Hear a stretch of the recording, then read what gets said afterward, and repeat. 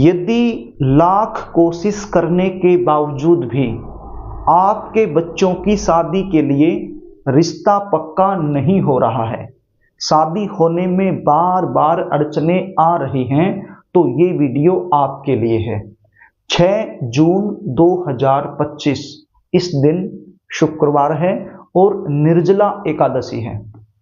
इस दिन किया गया एक छोटा सा उपाय आपके बच्चों की शादी में आ रही बड़े से बड़ी अड़चन को तत्काल दूर करके शीघ्र से शीघ्र विवाह होने का एक प्रबल योग बना सकता है।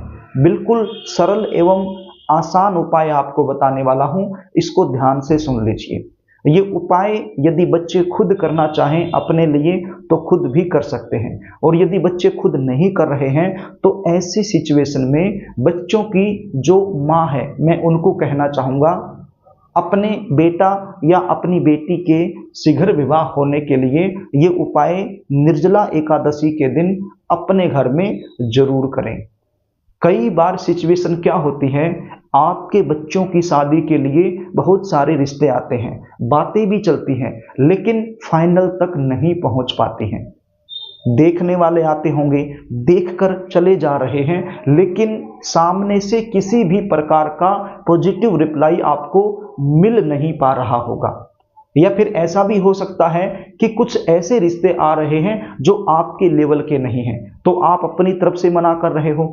और यदि कोई ऐसा रिश्ता जो आपके लेवल का है तो वो रिश्ता सामने से पक्का नहीं हो पा रहा होगा, जबकि आपके बच्चे दिखने में सुंदर हैं, अच्छी खासी उनकी जॉब है या फिर खुद का व्यवसाय है, भगवान की कृपा से आपका बैकग्राउंड भी काफी अच्छा है।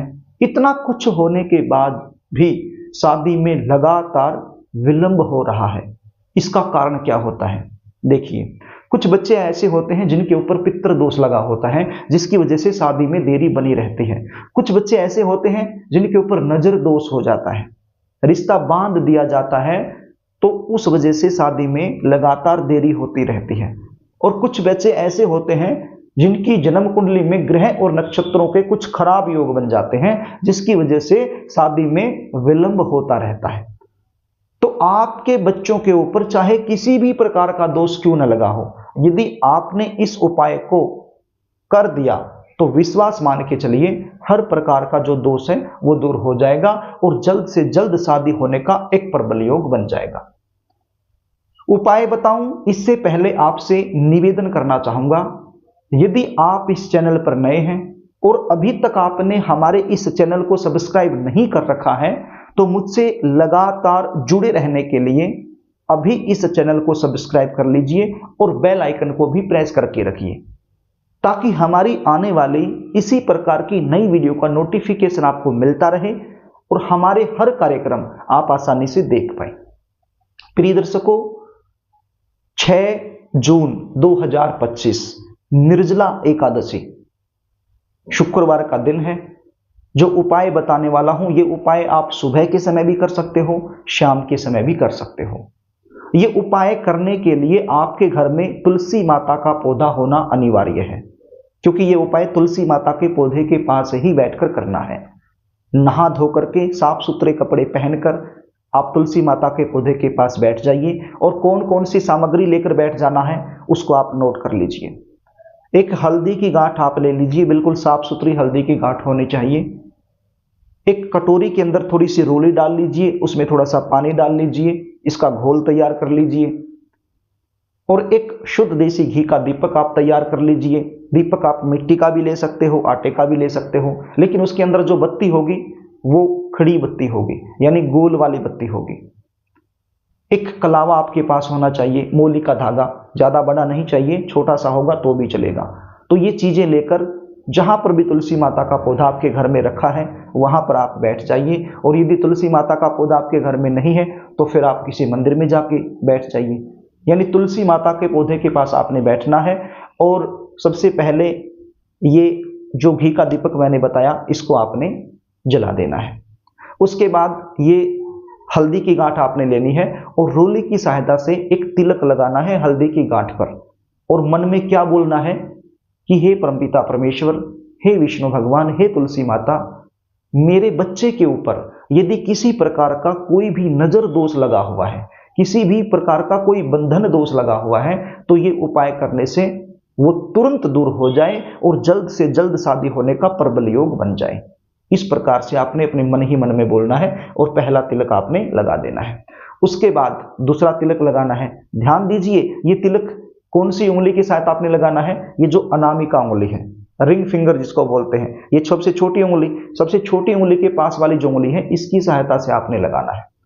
अब दूसरा तिलक आप लगाएंगे, तो दूसरा तिलक लगाएंगे तब अपने मन में क्या महसूस आपने करना है कि हे परमपिता परमेश्वर, हे तुलसी माता, हे विष्णु भगवान, यदि मेरे बच्चे के ऊपर, चाहे आपका लड़का है या आपकी लड़की है, बेटा हो या बेटी हो, तो उसके ऊपर यदि किसी भी प्रकार का पितृ दोष लगा हुआ है, जिसकी वजह से शादी में बार बार अड़चने बनी हुई हैं, तो वो पितृ दोष ये उपाय करने से दूर हो जाए और जल्द से जल्द शादी होने का एक प्रबल योग बन जाए। इस प्रकार से आपने अपने मन ही मन में बोलना है, महसूस करना है, गुनगुनाना है। उसके बाद आपने तीसरा तिलक लगाना है।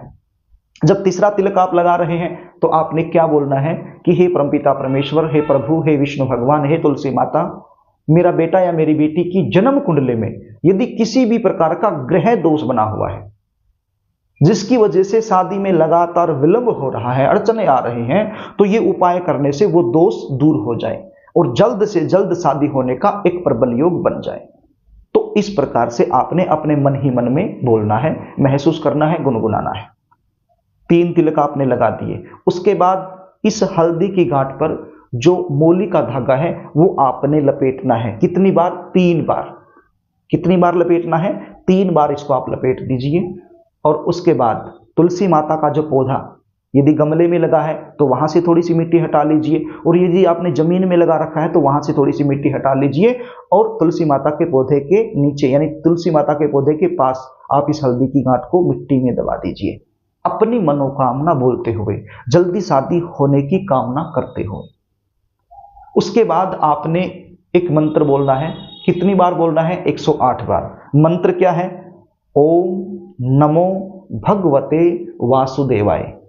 इस मंत्र का जाप करना है 1 माला यानी कि 108 बार। मंत्र जाप करने के बाद हाथ जोड़ करके मां तुलसी से, परमपिता परमेश्वर से, श्री विष्णु भगवान से हाथ जोड़कर प्रार्थना करनी है कि हे प्रभु, हम पर कृपा करें, ये जो उपाय हमने किया है इस उपाय में हमें सफलता दिलाएं, ताकि मेरे बच्चों की शादी में आ रही बड़े से बड़ी जो अड़चन है वो तत्काल दूर हो जाए और जल्द से जल्द शादी होने का एक प्रबल योग बन जाए।